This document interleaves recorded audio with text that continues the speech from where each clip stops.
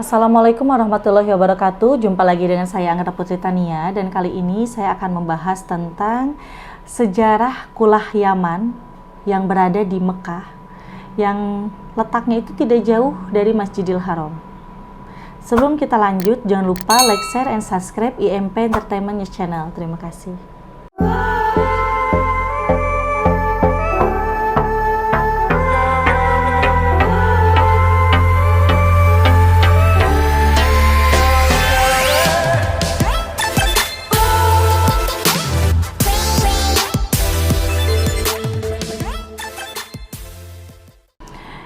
Ya, sahabat IMP, di sini banyak yang salah arti tentang pengertian Kulah Yaman. Mungkin orang lain menganggap bahwa Kulah Yaman itu adalah tempat pesugihan, padahal sebenarnya bukan. Kulah Yaman asal muasal dibangun oleh Syekh Muhammad Maghribi, yang dimana Kulah Yaman tersebut dibangun menggunakan tanah liat. Dan dari mana air yang berasal di Kulah Yaman itu? Air tersebut berasal dari serapan air yang ada di Masjidil Haram. Jadi bisa dikatakan air itu air suci yang bisa membawakan keberuntungan. Jelas hakikat kita kepada Allah Subhanahu wa Ta'ala, tetapi sababiahnya dengan air tersebut. Pernah di tahun 1685, sejak Kulah Yaman belum dibangun menjadi hotel megah, Kulah Yaman masih asli, tertampung, yang dibangun oleh Syekh Muhammad Maghribi. Di situ banyak sekali orang-orang yang datang dari pelosok-pelosok yang ingin mendapatkan barokah dari air Kulah Yaman. Ada kisah Syekh Ahmad Jalil. Beliau itu datang dari Yaman ke Mekah hanya ingin melihat bagaimana karomah dan barokah dari air Kulah Yaman itu. Akhirnya beliau datang, dan beliau waktu itu saat kondisinya itu tidak baik ya, karena sedang ada penurunan dalam perihal ekonomi. Beliau asalnya pedagang, tetapi waktu itu sedang turun perekonomiannya. Akhirnya datang ke Kulah Yaman, di sana berdoa, memohon dan bermunajat kepada Allah Subhanahu wa Ta'ala, dan akhirnya di situ Syekh Ahmad Jalil mendapatkan ilafat untuk mandi di air Kulah Yaman. Jelas ilafat tersebut yang datang kepada Syekh Ahmad Jalil itu ilafat yang baik, bukan ilafat yang buruk. Setelah itu akhirnya Syekh Ahmad Jalil mandi di air Kulah Yaman, dan dengan izin Allah dalam 3 hari kemudian Syekh Ahmad Jalil mendapatkan ilafat untuk segera pulang ke Yaman. Begitu beliau pulang ke Yaman, ternyata sudah ada orang yang mengantarkan uang banyak. Akhirnya Syekh Ahmad Jalil di situ bisa membayar hutang-hutang dan juga bisa mempunyai modal usaha yang sangat berlimpah, sampai punya toko satu itu menjadi punya puluhan toko. Kisah Syekh Ahmad Jalil ini pernah tercantum di dalam Hakikat Islam, Kitab Jawahir. Di dalam kitab Jawahir ada tentang kisah-kisah Syekh Ahmad Jalil dan juga tentang sejarah Kulah Yaman. Nah, orang lain menyangka kalau itu adalah tempat pesugihan, padahal bukan. Hanya orang-orang yang mempunyai ketulusan hati, orang-orang yang ikhlas dan pasrah kepada Allah, insya Allah akan mendapatkan ijabah dari Allah Subhanahu wa Ta'ala dengan sababiahnya bisa minum dan mandi di air Kulah Yaman. Jadi sekali lagi saya sarankan kepada sahabat IMP, jangan pernah salah arti. Kulah Yaman bukanlah pesugihan, tetapi adalah tempat air serapan dari Masjidil Haram yang mengandung barokahnya. Nah, di sini pun juga akhirnya setelah terjadi keajaiban yang menimpa ke dalam dirinya Syekh Ahmad Jalil, di situ akhirnya Syekh Ahmad Jalil bercerita kepada teman-temannya bahwa dengan sababiah datang ke sana, berziarah, berdoa, mendapat ilafat, akhirnya ya saya seperti ini, jadi senang gitu kan. Nah, dari situ mulut ke mulut banyak orang yang menyuruh orang lain untuk datang ke sana. Nah, emang beberapa kali bukan hanya 1 atau puluhan orang saja, tetapi sampai ratusan bahkan ribuan orang yang mendapatkan barokah dari air Kulah Yaman itu. Nah, disitulah setelah banyak orang yang berhasil, akhirnya banyak sekali orang-orang yang menganggap bahwa Kulah Yaman itu adalah tempat pesugihan yang memakan korban. Karena singkat cerita, Kulah Yaman di dalam 100 tahun yang lalu itu kan dibangun menjadi hotel yang sangat megah. Nah, di situ banyak sekali kejadian-kejadian bahkan kecelakaan yang bisa dikatakan tidak masuk di logika gitu kan. Nah, kecelakaan itu akhirnya orang-orang menyebut bahwa itu karena disebabkan oleh penunggu Kulah Yaman. Padahal penunggu Kulah Yaman itu tidak tahu menahu tentang adanya kecelakaan. Jadi kecelakaan itu disebabkan dengan tekstur lantai yang memang tidak beraturan.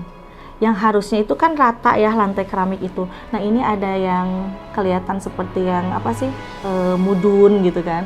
Nah, jadi banyak yang terpeleset di sana. Nah, akhirnya kan itu Kulah Yaman tersebut akhirnya dibongkar. Dibuatkanlah kolam renang untuk khusus jemaah haji yang singgah di sana. Nah, karena memang kolam renang tersebut sangat luas, akhirnya di situ banyak juga anak-anak kecil yang menjadi korban karena bisa dikatakan ketinggian airnya itu mencapai lebih dari 160 cm.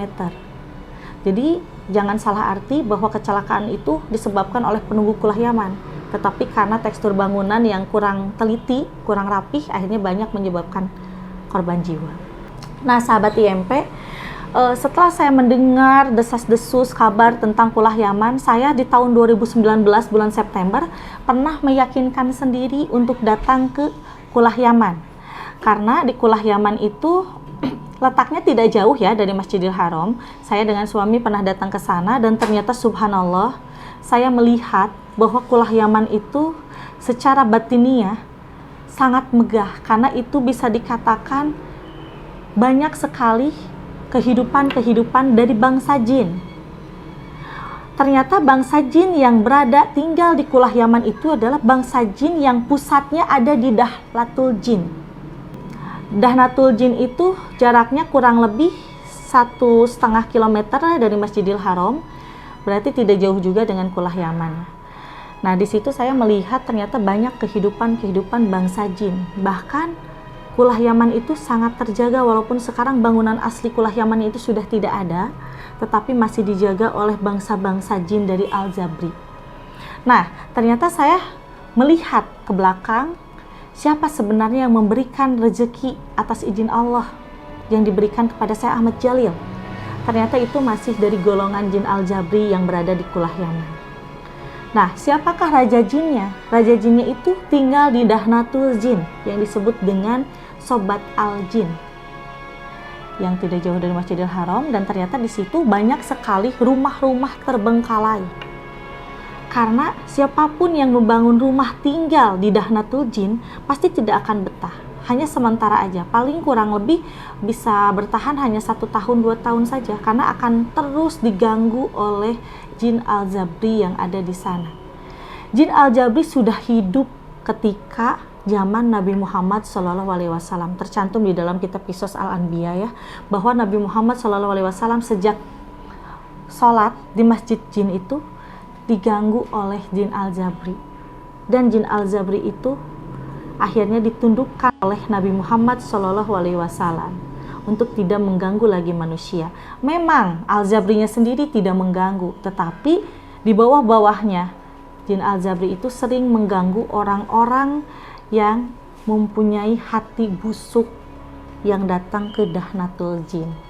Jadi antara Kulah Yaman dan Dahlatul Jin itu sangat erat kaitannya, karena penjaga Kulah Yaman itu berasal dari anggota-anggota jin Al-Jabri yang berasal di Dahlatul Jin.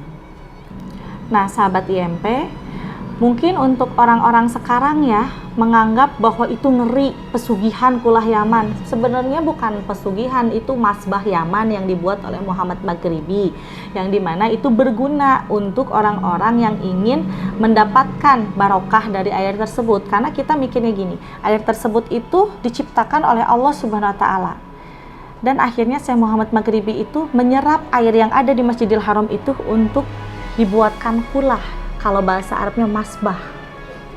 Nah, Masbah Yaman itu sebenarnya bermanfaat bagi jamaah-jamaah haji ataupun yang umroh yang datang ke sana pada saat itu di abad 16-an ya, untuk minum, untuk mandi. Tetapi itu berfadilah karena Syekh Muhammad Maghribi itu salah satu golongan orang solihin yang mendapatkan ilafat ataupun wahyu dari malaikat Jibril alaihissalam untuk membuatkan itu agar bisa berguna, bermanfaat untuk jamaah haji. Banyak jamaah haji yang memang tua renta, kehausan, kecapean, dengan sababiahnya meminum air dari kulah Yaman dan mandi di situ menjadi segar bugar. Berarti itu selain dari padilah mendapatkan kekayaan, berarti ada juga padilah untuk menyegarkan badan dan menyehatkan badan. Seperti itu. Nah, untuk orang-orang sekarang yang ingin datang ke sana, memang sekarang di dalam kulah Yaman itu airnya sudah tidak ada. Karena bangunan asli itu sudah dibangun menjadi kolam renang yang terbengkalai. Tetapi masih suka keluar sedikit dari kolam tersebut karena airnya terserap, tidak akan pernah bisa sampai kering. Nah, air yang sedikit itu bisa kita pergunakan untuk mendapatkan barokah dan fadilah. Semua atas izin Allah. Yang datang ke sana setelah melaksanakan ibadah haji dan umroh, mungkin bisa datang ke sana dengan bertawasul terlebih dahulu kepada Nabi Muhammad SAW, Nabi Ibrahim alaihissalam, Nabi Sulaiman alaihissalam, Nabi Khidir alaihissalam, dan terakhir tawasul kepada Syekh Muhammad Maghribi yang pertama membangun Masbah Yaman tersebut. Nah, di situ perbanyaklah salawat Nabi. Setelah memperbanyak salawat Nabi, mungkin tidak bisa kita untuk mandi ataupun minum di air tersebut karena airnya sangat sedikit. Berarti kita bisa mencelupkan sorban kita ataupun mencelupkan kerudung kita. Dan di dalam hati kita memohon kepada Allah. Memohon dengan keselamatan lahir batin, kesehatan lahir batin, dan miliki rezeki yang berlimpah untuk bekal ibadah. Insya Allah biasanya akan ada petunjuk setelah melaksanakan itu.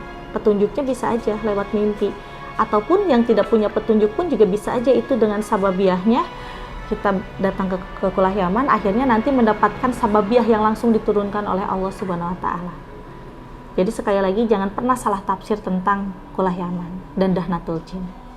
Iya, ternyata kulah Yaman itu masih banyak digemari oleh semua jamaah haji dan umroh ya, karena memang mau tidak bisa dipungkiri bahwa kulah Yaman itu memang ada padilahnya. Banyak orang yang datang ke sana pulang dari umroh atau haji akhirnya menjadi kaya. Tetapi aneh, kebanyakan orang yang kayanya itu menjadi sangat kikir. Ternyata di sana ada yang salah dengan niat dan maksud tujuannya. Bukan hanya semata-mata ingin beribadah kepada Allah, tetapi hanya ingin meyakinkan bahwa kulah Yaman itu berfadilah atau tidak. Tetapi ada juga, tidak banyak ya, orang yang menjadi kaya setelah pulang dari kulah Yaman tetapi menjadi sangat baik. Berarti itu tujuannya tetap utamanya adalah ibadah kepada Allah dan sababiahnya ingin bermunajat di kulah Yaman juga. Kalau orang lain yang menjadi kaya dan kikir itu yang memang tujuannya satu aja, hanya untuk mendapatkan kekayaan dengan mendatangi kulah Yaman. Nah, itu tidak boleh. Karena syarat dari kulah Yaman itu sebenarnya pernah diterapkan oleh Syekh Muhammad Maghribi pada abad ke-16. 1. Yang bermunajat di kulah Yaman tidak lepas dari wudhu. 2. Yang bermunajat di kulah Yaman harus melaksanakan dulu ibadah haji ataupun umroh dengan ikhlas. 3. Harus membacakan 2 kalimat syahadat dan sholawat Nabi. Nah, dengan menjalankan yang 3 itu, insya Allah akan selamat di dunia dan juga selamat di akhirat, karena tidak menyimpang di dalam aturan agama Islam. Tetapi, yang berhasil dengan menjadi kikir, itu yang tidak melaksanakan 3 syarat tersebut. Dan biasanya hasilnya itu akan habis tidak jelas dengan penyakit yang dia derita di kemudian hari. Ya, sahabat IMP, mungkin penjelasan tentang kulah Yaman dan Dahnatul Jin cukup sekian. Insya Allah kedepannya saya akan membahas lagi sejarah yang lainnya. Saya pamit undur diri. Wassalamualaikum warahmatullahi wabarakatuh.